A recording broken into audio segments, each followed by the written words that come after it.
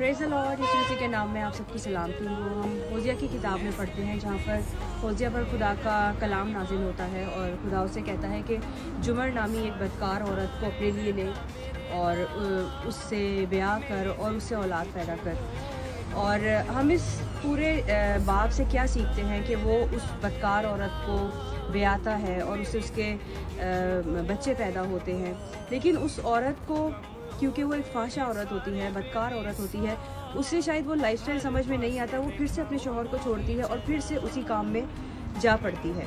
फिर क्या होता है कि सारे आम बाज़ार में उसकी बोली लग रही होती है और फिर से खुदा का कलाम होजिया नबी पर नाजिल होता है कि उसे अपने पास वापस ले आओ। होजिया उसको 15 जो चांदी की मस्काल देकर ख़रीद लेता है और फिर से उसे अपने घर वापस ले आता है। क्या मैं आपको बताना चाहती हूँ कि इस चैप्टर को अगर हम पढ़ें, इस किताब को अगर हम पढ़ें, तो हमें यस्सू की मोहब्बत हमारे लिए नज़र आती है।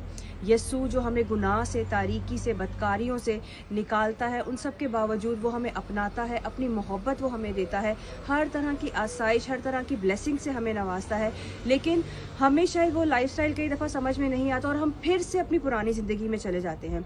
और बनी इसराइल ने भी यूं ही किया। खुदा ने उनको गुलामी से निकाला, खुदा ने अपने अजायब उनके अंदर काम किए, अपने मौजज़ात दिखाए, आसमान से उनके लिए मना उतारा, पत्थर से उनके लिए पानी तक निकाला, उनके लिए एक दरिया को खून में तब्दील कर दिया ताकि वो खुदा की कुदरत को जान सके। लेकिन फिर भी वो बुतों में चले जाते थे, वो बुत परस्ती करना शुरू कर देते थे, वो खुदा की कुदरत को नाचीज़ जानते हैं। हम भी अपनी ज़िंदगियों में इसी तरह कई दफ़ा फिर से अपने पास्ट में चले जाते हैं। फिर खुदा का प्लान इसराइल की कौम के लिए और हम सब नस्ल इंसानियत के लिए ये था कि उसने सबसे एक बेशकीमत चीज़ को, अपने बेटे को हमारे लिए भेज दिया ताकि वो अपना लहू बहाए और हम सब के लिए एक रास्ता खोल दे।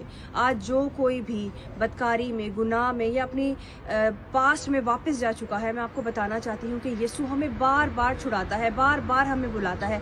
आज कहीं हम भी जुमर वाली ज़िंदगी तो नहीं गुजार रहे कि हमें वो चीज़ें, वो आसाइशें, वो बरकतें, वो जगह जहाँ खुदा ने हमें रखा है, हमें वो पूरी नहीं पड़ रही, लेकिन हम फिर भी और की तलाश में, हम फिर भी अपने पुराने लाइफस्टाइल को या अपने माजी को जब हम सोचते हैं कि हम तो ज़्यादा खुश थे, यहाँ पर आकर हमें हम कुछ पाबंदियों में हैं, यहाँ पर आके कलाम हमें ये करने से मना करता है, वो करने से मना करता है। लेकिन मैं आपको बताना चाहती हूँ, कलाम हमें वो सिखाता है जो हमने अब्दियत में खुदा के साथ जीना है। कलाम और यस्सू ने हमारे लिए अब्दियत का रास्ता खोला है। कहीं हम अपने पास्ट में तो नहीं जा रहे, कहीं हम फिर से जुमर वाली ज़िंदगी तो नहीं जी रहे, लेकिन खुदा ने अपने इकलौते को हमारे लिए भेज दिया है ताकि वो हमें बचाए। वो हमारा निजात दहिंदा है, उसकी कब्र खाली है और वो ज़िंदा है, और जो ज़िंदा है वही निजात दहिंदा है।